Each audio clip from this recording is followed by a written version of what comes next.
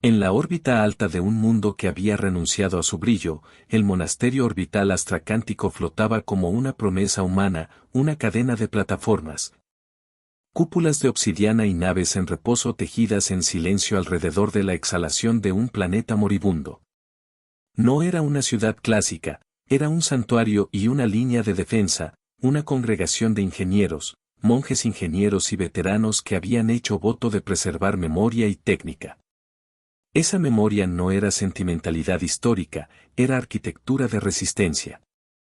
Allí, en cámaras donde las oraciones se mezclaban con cálculos balísticos y la tinta de códices con sensores de flujo, se coció un pensamiento elemental: a veces la fe necesita tácticas y la táctica necesita sacrificio. Las sondas llegaron un amanecer sin sol. No hubo fanfarrias, solo la voz fría de los algoritmos que transcribieron cifras y la mirada lenta de la vigilancia orbital. Las criaturas que las ondas describieron en sus primeras emisiones no encajaban en los patrones conocidos. Los sensores veteranos las llamaron Baal. Aunque los lingüistas humanos sabían que cualquier nombre se quedaba corto ante gargantuescos organismos espaciales que se movían como estaciones y hablaban en frecuencias que partían el silencio. Su tamaño era insultante para las categorías humanas: escudos del tamaño de mares, lenguas de energía que lamían estatismos gravitacionales, mandíbulas de placas cristalinas que reconfiguraban la materia. Ante su llegada, las flotas de la periferia, máquinas de guerra que cualquier otra especie hubiera considerado monstruosas, parecieron morder el aire. Los Baal no vinieron en secreto. Llegaron con burla, ecos que los sensores tradujeron como patrones de risa, naves que doblaban su estructura en formas que solo podían ser espectáculo y amenaza. Habían estudiado y subestimado, humanos, discretos, enclenques en sus naves pequeñas, sin sedes planetarias que deslumbraran. Para ellos, la humanidad era una catarata de diminutas luces en la oscuridad, curiosa, mínima, prescindible, un insecto que podría quitarse. La soberbia de los Baal fue tangiblemente ofensiva, irradiaban escarnio como una intención militar. Su primera transmisión visible al acercarse a Astracántico fue una proyección que mostraba su interpretación de la humanidad: diminutas figuras trabajando alrededor de un astro que, para ellos, no valía la pena. La proyección se burló de los rituales, de los rosarios colgados en los módulos y de los hologramas de antepasados que los monjes ingenieros preservaban por fe y por utilidad. Pero la humanidad en Astracántico no dependía de la talla ni del volumen. Dependería de memoria, de un conjunto de decisiones estratégicas clavadas en el cráneo y en la oración. Entre los laberintos de pasarelas y cúpulas había un archivo que nadie más poseía: la caja de los ancestros, una biblioteca de gestos, tácticas olvidadas y mapas de la guerra temprana, codificados por quienes habían sobrevivido a plagas, extinciones y exilios. La caja no era un arma tradicional, era un algoritmo de voluntad y una secuencia de riesgo. Era, en términos fríos, la posibilidad de convertir la fe en radiación. El primer contacto visible ocurrió cuando una de las gigantes del Baal desplegó un piloto hacia la superficie del planeta. Era un gesto teatral, como si señalaran al astro moribundo y rieran por lo que la humanidad había construido allí, unas bases mixtas de cultivo y memoria. Pero el gesto descubrió algo más. A través de la luz desplegada por la probe, las placas de la corteza del planeta, corroídas y llenas de cavidades artificiales, resonaron con un patrón que no era natural. Bajo la corteza, sellado por generaciones, latía un catalizador térmico, un corazón de laboratorio que podía convertir la energía de la respiración planetaria en un pulso de expulsión. Era una pieza de ingeniería que la humanidad había mantenido oculta, no por megalomanía, sino por necesidad ética. La idea de usar ese catalizador para destruir su propio mundo era herética para muchos, pero en Astracántico había manos que consideraban la heresía como una alternativa menor frente a la aniquilación. Cuando los emisores Baal dijeron pequeños, hicieron un cálculo que no tomaba en cuenta una variable humana: la memoria. Los monjes ingenieros y veteranos orbitaban el arcano con ojos que mezclaban fe y cálculo. Las oraciones y los diagramas se superponían en una sola ecuación. Para los Baal, el planeta era recursos, capas de metales raros, reservas de volátiles residuales. Para Astracántico, el planeta era algo vivo y prestado, un cuerpo que podía ofrecer su última gracia. La decisión latía en silencios y pasillos, había quienes abogaron por abandonar el satélite para salvar la vida humana, había quienes llamaron a la resistencia convencional. Hubo, sin embargo, una tercera voz, tan antigua como la raza humana misma, que propuso convertir el sacrificio en arma. No la entrega ciega, sino la conversión técnica, la fe direccionada en un estallido que sería a la vez memorial, impronta y ataque. Y mientras los Baal se rehicieron en sus gargantuescas plataformas, dispuestos a triturar cada cúpula, el monasterio empezó a mostrar otra cara. No era la de una flota construida para ganar batalla frontal, sino la de una mente que comprendía la geometría del sacrificio. En los muros de los hangares, los símbolos religiosos compartían espacio con placas de disparo, y junto a las imágenes de antepasados había fórmulas de fisión controlada. Los símbolos se tornaron herramientas, la devoción, una línea de ensamblaje. El objetivo no era solo aniquilar al enemigo, era cambiar la historia de la especie para que los Baal aprendieran que los humanos eran pequeños en tamaño pero colosales en convicción. En los días que siguieron, la órbita vibró con acumulaciones silenciosas. Naves reducidas, casi ornamentales, se camuflaron entre cadáveres de satélites. Antiguas cápsulas de crianza, utilizadas para preservar cultivos y recuerdos, se reacondicionaron como detonadores. Y entre todos los artefactos emergió el símbolo que sostendría la narrativa, un rosario gastado que perteneció a la primera abadesa del monasterio, una tira de cuentas de madera quemada por proximidad a incendios solares, la cual más de uno recitaba sin palabras mientras calibraban la secuencia. Era pequeño, ridículo para la majestuosidad de los Baal, pero su simplicidad era un recordatorio. La humanidad no luchaba por conquista, luchaba por palabra sagrada convertida en acción técnica. La planificación comenzó en silencio y terminó en la precisión de quien maneja la vida por números. Dentro del santuario de reseña, la sala del orbe, las paredes mostraban mapas estelares y modelos de campo. No había tronos, solo mesas con comandantes de mirada dura y religiosos con manos ásperas por soldar circuitos. El comandante de las operaciones, Lucía Márquez, era una figura que combinaba la calma del que ha calculado bajas con la ironía sutil de quien cree en la providencia práctica. Ella no pronunció sermones, escribía listas y eliminaba complacencias. A su lado, el arquitecto de la caja, el maestro Tadeo Serrano, era un viejo táctico cuyos dedos todavía olían a grafito y óxido. Tadeo había diseccionado la historia en piezas mecánicas, su genio no era innovación brillante, sino un trabajo paciente de encaje de piezas. La decisión fue un acto de geometría moral. Doblaron las trayectorias de las naves en órbitas de sacrificio, programaron sensores para convertir la propia exhalación del planeta en masa reactivada y diseñaron una matriz de convergencia, el núcleo eucarístico. Un conjunto de reactores que, sincronizados con la caja de los ancestros, podían provocar una implosión controlada de la litosfera. No buscaban anular la gravedad, buscaban inducir una cascada térmica que, al escupir plasma hacia la órbita, crearía un frente de plasma y radiación tan particular que interferiría con la biología sensorial de los Baal. Era una arma que usaba la propia sustancia del planeta para hablar a una biología ajena, una plegaria convertida en pulso. Las instrucciones técnicas tuvieron un empaque ritual. El rosario de la abadesa viajó en una cápsula junto a las secuencias, su gráfico arqueológico como talismán. Cerca del reactor, una pequeña hoja con el dibujo de un niño, trazada en tinta de semilla por la hija de un técnico muerto, fue laminada y guardada por quienes activaron los códigos. Esa hoja era absurda en su fragilidad, pero en esa fragilidad residía la firmeza de la decisión, aquello que se protegía tenía rostro, nombre, memoria. Mientras las piezas tácticas se ensamblaban, los Baal intensificaron la burla. Sus emisarios se movían por cuadrantes, desplegando campos de pruebas y sondas que tomaban muestras atmosféricas. En una demostración de desprecio estético, tumbaron satélites de observación que, para la humanidad, eran vitrinas de su historia. Las placas expuestas mostraron escenas de sacrificios anteriores, para los Baal eran pequeños actos de superstición. Pero cada pérdida reorganizó la mente humana.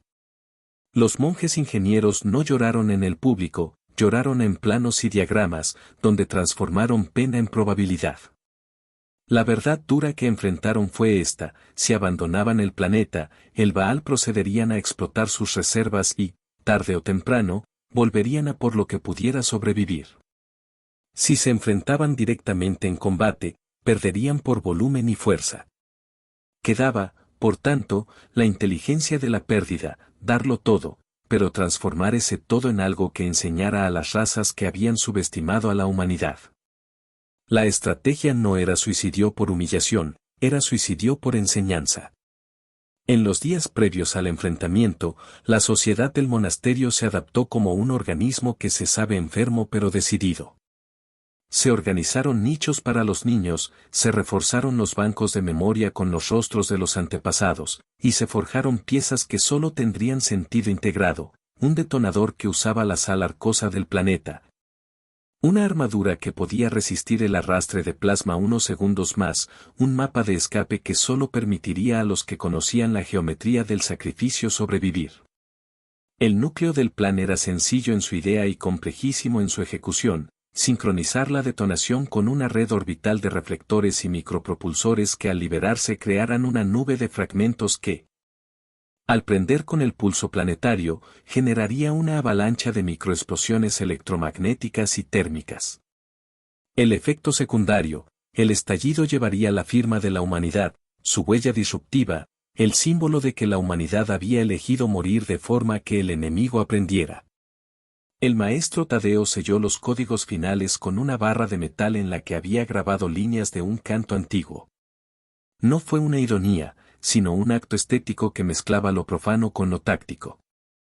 A su lado, la joven hermana Alodia atesoraba el dibujo del niño en su bolsillo como si fuera un fragmento de alma.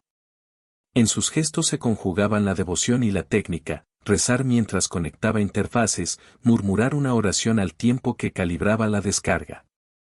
Esa mezcla de rutina sagrada y precisión era la esencia de la táctica humana en ese instante. Casi nadie fuera del círculo íntimo entendió del todo el alcance del sacrificio planificado.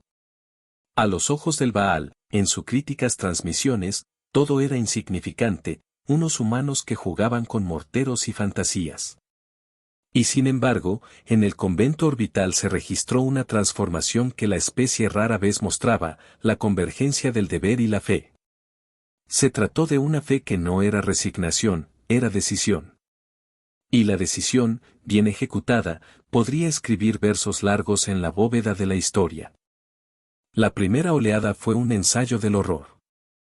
Llegaron perfiles de plata y cristal que se doblaban como olas, colmillos que abrían cámaras para succionar atmósfera residual. Las defensas humanas, diseñadas para retrasar, se desplegaron en una coreografía precisa: microdrones que distraían, reflectores que mimetizaban calor, señuelos que parecían antiguas naves coloniales. Los Baal se rieron en frecuencia, lo que para la vigilancia humana fue un patrón de certeza: subestimar y aumentar la arrogancia. Esa arrogancia fue la palanca que los humanos explotaron. La noche antes de activar la secuencia, la flota Baal acampó en líneas uniformes, confiada en su superioridad. La primera batalla visible fue terrible en su mezcla de belleza y destrucción. Fragmentos de satélites explotaron en cascadas que producían fuegos artificiales mortales, microplasma lamió las alas de pequeñas naves humanas que, sin embargo, transmitían su posición final con exactitud. El plan se alimentaba de esas posiciones: cada nave sacrificada se convertía en un detonador satelital, cada remanente de metales en una resistencia que, al fundirse, activaría sensores secundarios. Era una red de muertos conscientes que morían con propósito. En la pantalla orbital, las trayectorias parecían un tejido que se deshilachaba a propósito para resultar útil al gran tejido final. Las bajas fueron íntimas y brutales. Algunos nombres, en la crónica sin voz, quedaron como cifras: Otros quedaron como imágenes nítidas, el joven técnico Oriol que soldó su último panel con una sonrisa de derrota, la doctora Mariela, que arregló los cultivos a medias antes de tomar el mando de una cápsula de volteo, el viejo Arsenio, que dejó su percha de herramientas y se sentó en la terraza a mirar la órbita como quien ve llegar la marea final. En cada rincón, la preparación espiritual continuó. Las oraciones no eran palabras al viento, eran el pulso que sincronizaba los relojes de detención. Mientras tanto, los Baal comenzaron a interactuar con la estructura del planeta. Sus ondas extraían nódulos, sus placas abrían grietas. Pero cuanto más lidiaban con la corteza, más frecuencia extraña resonaba en su biología. No eran emocionados, eran bacterias competitivas que se confundían ante aquello que alteraba su percepción del mundo. Cuando la humanidad desplegó los reflectores, las meditaciones electrónicas del Baal registraron patrones que parecían ritual. Sus sensores interpretaron la retroalimentación como señal de presencia de una inteligencia ancestral. Era una lectura falsa, causada por la sobrecarga de frecuencias intencionales que los humanos insertaron en el tejido orbital. Pero la lectura falsa se transformó en terror real. En el clímax del ascenso, el maestro Tadeo y Lucía comprobaron por tercera vez la sincronía. Las cuentas del rosario estaban guardadas en la cámara central del detonador. La hoja del niño estaba pegada a la tapa. Las cadenas humanas, quienes se ofrecían para pilotear a la muerte sus naves pequeñas, fueron bendecidas en silencio, no hubo rituales pomposos, solo toques rápidos en los hombros y la mirada que dice sigue. La hermana Alodia tomó su decisión final, pilotaría una de las naves que activaría en último lugar una cadena de retransmisores, sacrificándose para que el pulso orbite sin interferencia. No había heroísmo teatral, había una elección y una ejecución directa. Ella pensó en el dibujo del niño, en la textura de su lápiz, en el gesto humano mínimo que la unía a todos. La ejecución del plan fue una partitura de precisión. Los detonadores en el planeta estallaron según la matemática diseñada, fragmentos ascendieron y se distribuyeron en una nube calculada. Una segunda oleada de sacrificios de naves catapultó reflectores y microreflectores que, al recibir la radiación del núcleo eucarístico, se volvieron espejos de agonía. La reacción planetaria fue terrible y bella, columnas de plasma que subían como chimeneas cósmicas, terremotos que abrieron pasos en la corteza y liberaron núcleos de metales fundidos. Cada liberación liberaba energía que los Baal no esperaban, vibraciones construidas con datos de historia social, de patrones de latido humano y de frecuencias de memoria que la caja contuvo como una partitura. Los Baal no eran inmunes a la sorpresa. Sus sistemas sensoriales registraban la detonación con una mezcla de miedo y curiosidad. La nube de fragmentos y el pulso luminoso no solo quemaron, imprimieron. En el intervalo de segundos en que la radiación golpeó a los gigantes, una manifestación antigua apareció, proyecciones holográficas de los ancestros humanos. No en forma de fantasmas sino como firmas electromagnéticas que resonaban con la maquinaria Baal, interfiriendo con su comunicación y evocando una lectura que su biología confundió con la presencia de una antigua coalición. La visión era paradójica, sombras humanas, armaduras antiguas, rostros tallados en memorias colectivas, todo lo suficientemente poderoso como para inducir a la duda. La respuesta Baal fue brutal en precisión, lanzaron apéndices de energía, proyectaron campos de supresión y desplegaron armas que distorsionaban la física local. Sin embargo, la táctica humana había previsto la mayoría de esos envites. Cada expulsión fue absorbida por un juego de escudos fragmentados y por la propia masa planetaria que se volvía ahora contra su depredador.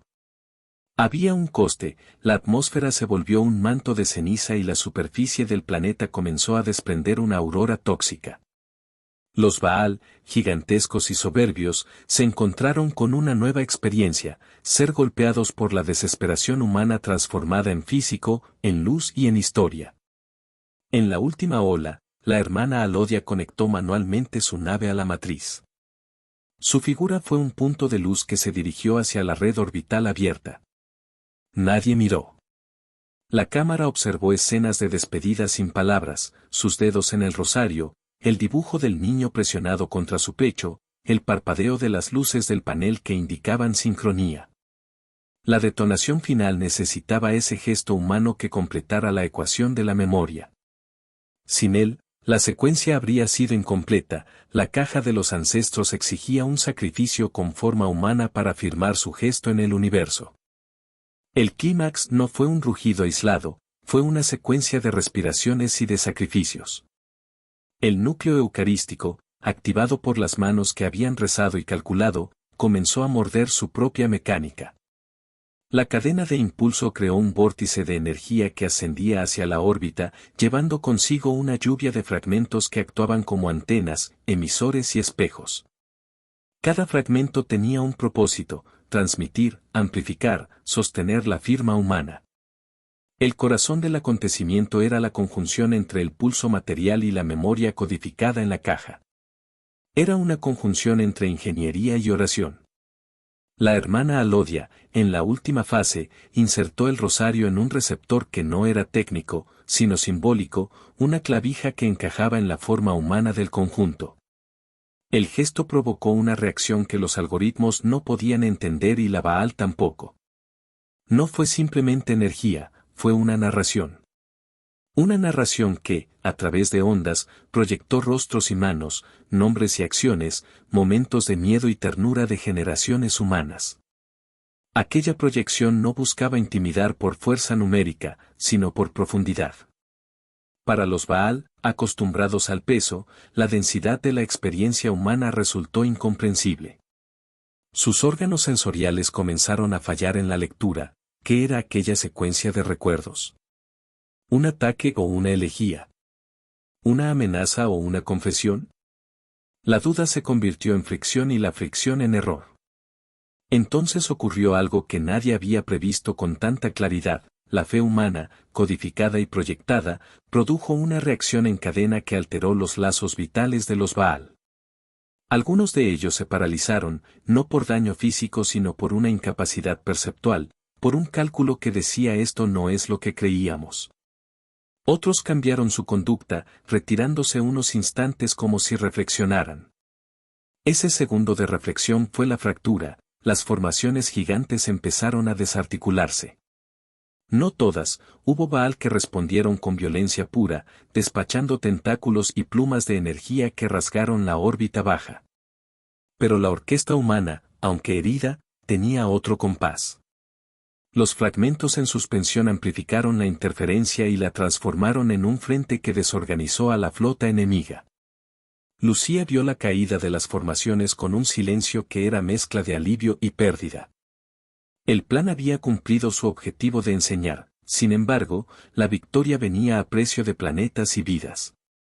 Las cámaras mostraron imágenes imposibles, columnas de plasma que lanzaron humo y fuego hacia el cosmos, la superficie planetaria expulsando una atmósfera que brilló con tonos dorados y grises. Y proyecciones de rostros antiguos que, suspendidos por microsegundos, crearon la sensación de que los antepasados estaban, por un instante, comandando el destino. La idea de que los muertos pudieran hablar como auxilio técnico era una metáfora hecha realidad: la memoria humana se había desplegado como arma. Mientras la batalla alcanzaba su punto final, la nave de la hermana Alodia, ya severamente dañada, realizó la última maniobra, liberó una cápsula que contuvo los últimos códigos activos de la caja y el rosario. Luego se lanzó hacia un nódulo de masa fundida que había surgido por la implosión controlada. La cápsula explotó en una luminescencia fría, el gesto creó una firma que se dispersó y selló el efecto. La nave de Alodia se desintegró en una lluvia de partículas que, lejos de ser anónima, formó una silueta humana mínima en la nube de plasma antes de extinguirse. Fue una imagen de sacrificio que quedó en los registros, un punto de luz que se volvió símbolo. El golpe final sobre la flota Baal fue devastador. No por poder bruto, sino por la eficacia de una lección implantada en su biosensibilidad.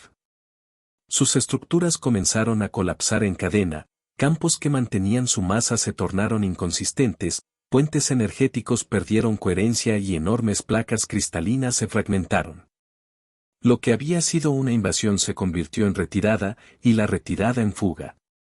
La superioridad física de los Baal había quedado patente, pero su capacidad para comprender un acto humano intenso y deliberado se había fracturado. La humanidad había conseguido transformar su sacrificio en un mensaje que los gigantes no podían disolver. En el instante después de la caída, el monasterio orbital quedó con la mitad de sus estructuras destruidas y la otra mitad sostenida por voluntad y técnica. Las proyecciones de los ancestros se disiparon, dejando en su lugar una estela de datos que los humanos registrarían y preservarían. Lucía, entre los escombros, sostuvo el panel donde se había guardado la hoja del niño. Estaba intacta en su laminado, la tinta de la infancia parecía cobrar luz propia. En las cámaras de control, la caja registró el proceso, no solo había actuado como arma, sino como un testamento. Su lectura no sería solo instrumental, sería memoria. Pero la victoria fue ambivalente. Habían vencido en la elección, sí, pero el precio fue un planeta y la vida que allí resistía. Había supervivientes, claro, pero también ruinas. La piedad humana, esa que a veces se confunde con crueldad, había decidido que a veces la elección exige la pérdida. En los relojes internos, algunas voces calcularon el costo, otras recitaron los nombres de los caídos, y algunas repitieron en sus mentes el tacto del rosario. La comunidad se veía rota y, simultáneamente, más determinada. Habían mostrado al universo que el coraje humano no se medía en toneladas de blindaje, sino en la densidad de su compromiso. Cuando el eco del último pulso se disipó y la radiación volvió a niveles manejables, la órbita de Astra Cántico parecía la huella de una batalla que reescribió límites. Restos de plataformas y antenas colgaban como órganos rotos, pequeñas constelaciones de detritos orbitaban en una danza lenta. En el silencio que siguió, la fe humana no se diluyó, se transformó en tareas, en reconstrucción, en rituales que eran al mismo tiempo mecánicos y sagrados. La memoria, esa fuerza que había sido el motor del plan, ahora debía custodiarse con celo para que la lección perdurara y, sobre todo, para que la supervivencia continuara. Los supervivientes establecieron memoriales que combinaban lo poético y lo funcional. El rosario de la abadesa, ahora fragmentado pero presente, quedó incrustado en un altar técnico, un nodo de datos que no solo recordaba sino que contenía la firma original de la acción. La hoja del niño fue impresa en placas cerámicas y distribuida entre las colonias remanentes, a cada comunidad se le dio una copia en memoria de lo que se perdió y en honor de por qué se perdió. La caja de los ancestros quedó parcialmente dañada, pero había transmitido su contenido en una red de respaldo, fragmentos de historias, tácticas, canciones y nombres. La comunicación con los sectores exteriores trayó tanto condolencias como temores. Algunas especies, lejanas y neutrales, comenzaron a reconsiderar su evaluación de la humanidad. Las señales de burla que antes llegaban con sarcasmo ahora eran matizadas por cautela. El universo, para algunos, había aprendido que la humanidad, aunque pequeña, podía desplegar una capacidad de respuesta que mezclaba violencia y belleza.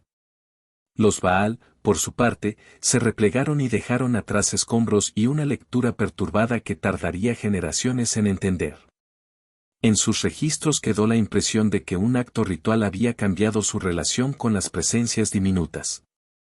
En las semanas posteriores, la reconstrucción fue un acto pragmático y casi litúrgico. Se crearon forjas en órbita para reparar armaduras, se imprimieron piezas con la memoria impresa del maestro Tadeo. Y se enseñaron nuevas tácticas basadas no solo en la violencia directa sino en la manipulación de significado. Las academias militares aprendieron la lección, enseñar sangrar como aprendizaje era menos útil que enseñar qué hacer con la sangre. Los relatos de la batalla se convirtieron en cantos de entrenamiento, en guías tácticas y en sermones que no caían en sentimentalismos. La fe que había inspirado la acción siguió siendo núcleo coherente. En la cúpula principal, la comunidad celebró memoriales silenciosos. No hubo himnos triunfalistas, hubo lecturas de nombres, y luego tareas. La tecnología y la devoción se infiltraron entre sí con la naturalidad de quienes viven en un mundo donde la supervivencia mezcla lo técnico y lo espiritual. Los niños aprendieron a soldar y a recitar oraciones, los veteranos enseñaron a hacer cálculos y a escuchar canciones antiguas. No había pretensión de grandeza, solo la aceptación de que una lección había sido impartida y que su eco debía transformarse en legado. Entre la chatarra de la órbita, hallazgos singulares encontraron su valor simbólico. La cápsula que contenía el último gesto de la hermana Alodia fue recuperada parcialmente, fragmentos de su nave mostraban una inscripción, una remembranza que hablaba de amor por un dibujo infantil y por un rosario. La imagen de su silueta efímera, suspendida en la estela de plasma, fue recortada y colocada en los muros de la nueva sala de memoria. Las generaciones venideras verían en aquella figura no la gloria de la autodestrucción sino la decisión hecha por el significado, la idea de que, en ocasiones, la especie puede sacrificar un hogar para preservar su historia y advertir a quienes subestiman su capacidad de convicción. Las redes de comercio y cultura que se mantuvieron con Astracántico también cambiaron. Algunos puertos que antes miraban a los humanos como coleccionables ahora los miraban con respeto. Se establecieron alianzas con especies menores que, con nuevas apreciaciones, ofrecieron recursos para reconstruir.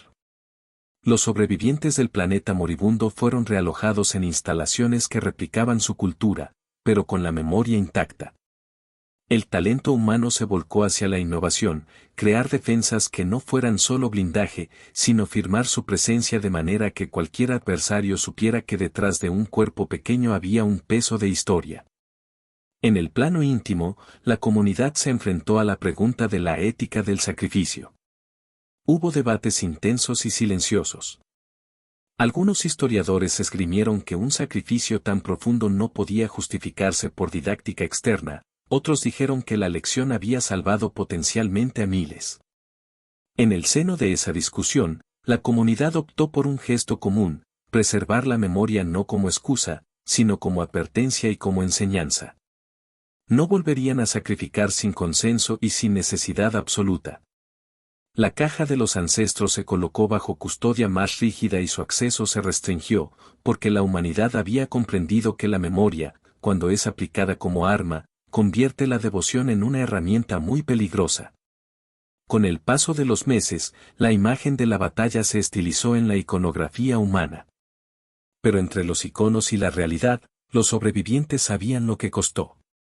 Las nuevas generaciones crecieron con el rosario adoptado como símbolo nacional, un recordatorio de que la fe sin acción es nostalgia, pero la acción sin sentido puede destruir.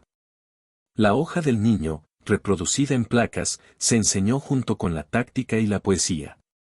Lo que había sido un sacrificio doloroso se transformó en una poesía técnica, enseñanzas, protocolos y advertencias que la humanidad incorporó en su ADN social. En los archivos, el maestro Tadeo dejó un mensaje sin retórica, un enunciado técnico donde hablaba de números y pobres metáforas. En su nota final escribió que la humanidad no podía vivir permanentemente del sacrificio, que su mayor victoria sería, algún día, no necesitar reproducir esa lección. Lucía, por su lado, recibió la insignia que llevaba la hermana Alodia en la nave que pilotó, y la colocó en el altar del orbe. No fue un trofeo, fue un recordatorio. Con el tiempo, la historia viajó más allá de Astracántico y los mundos con quienes la humanidad comerciaba. Algunos la interpretaron como advertencia, otros como inspiración. Para las especies que habían visto a los humanos como diminutos, la lección fue clara: la medida de una civilización no está en su volumen, sino en la densidad de su convicción. Y la humanidad, por su parte, aprendió algo elemental, que la fe se alimenta de memoria, y que la memoria puede ser un arma, pero también puede ser un juramento de reconstrucción. La energía que la humanidad gastó en la lección la invirtieron luego en vida. En la última imagen que quedó registrada en los archivos visibles, la órbita de Astracántico aparecía en calma. No era una paz impune, era una paz trabajada, sostenida por mano humana y por rituales de reparación. El rosario, la hoja del niño y la placa del maestro Tadeo quedaron en el altar. Las placas que relatan la batalla fueron colocadas en la cámara de enseñanza, y la caja, aunque dañada, seguía guardando su principal lección: la fe no es solo creencia. sino la capacidad de convertir el significado en actos que protejan la continuidad. Y cuando el humo se disipó, solo la fe seguía en pie. Vinieron por un planeta, pero encontraron a la fe humana encendida.